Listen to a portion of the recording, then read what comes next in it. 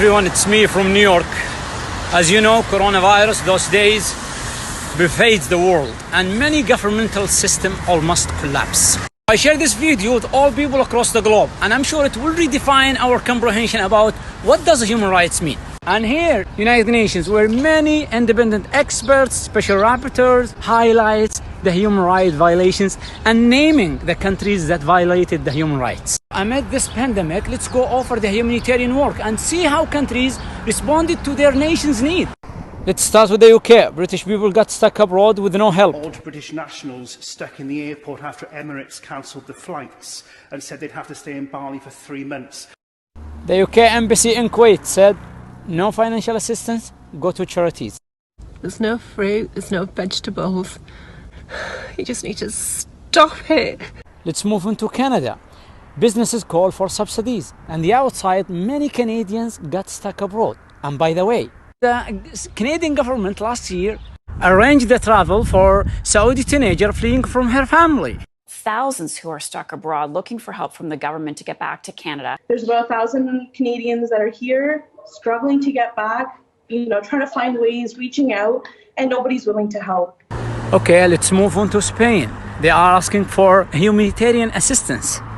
Necesitamos ayuda. Leganés se está muriendo. No hay sitio en el hospital. Esto es una vergüenza a nivel nacional. I'm from Lyon, France, in the line in front of the supermarket. And now I'm here. Wow, it's not easy to find what you're looking for.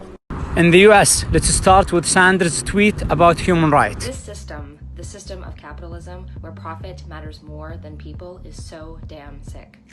And the coronavirus is showing us all its symptoms. We need where everyone is guaranteed free, high-quality healthcare. Many businesses are closed, so the working class people lost their jobs.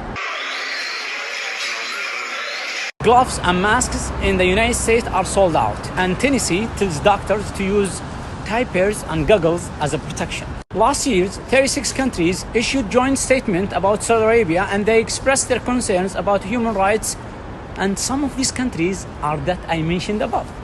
In contrast, let's take a look inside Saudi Arabia and see how they responded to this pandemic. Let's start with the non-Saudis who are living right now in Saudi Arabia.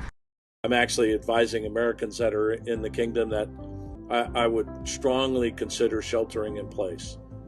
Food supply is good, emergency services are sound. En Arabie Saoudite, hôpitaux publics, hôpitaux privés, tous accueillent, soignent les malades du coronavirus.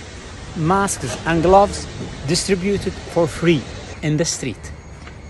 All Saudis outside the kingdom hosted, isolated in comfort. See what our Saudi government provide us with 5 stars hotel full board free of charge. 코로나 때문에 힘들었지만 그렇지만 사우디아라비아 대사관들 아주 감사드립니다. I am Saudi.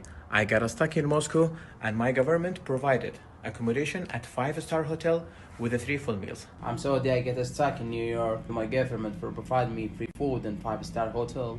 If you look at healthcare, if you look at life expectancy, we're looking at human rights. Human rights. The government will cover 60% of the private sector salaries. On top of that, Saudi Arabia granted free treatment for patients who got sick from coronavirus, whether are Saudis or non-Saudis. If I get sick here in New York, they will ask me about health insurance. This pandemic shows us the real value of the citizen to its government. Thing you hear about Saudi Arabia, it's based on false allegations and sensationalism which serves the politician or press agenda or interests. To conclude, what Saudi Arabia did, it's not a human rights. It's something more far away from our comprehensions, something called fatherhood, which is mutual respect, love and care between the government and its people. And this should be taught next year here as a role model in the United Nations.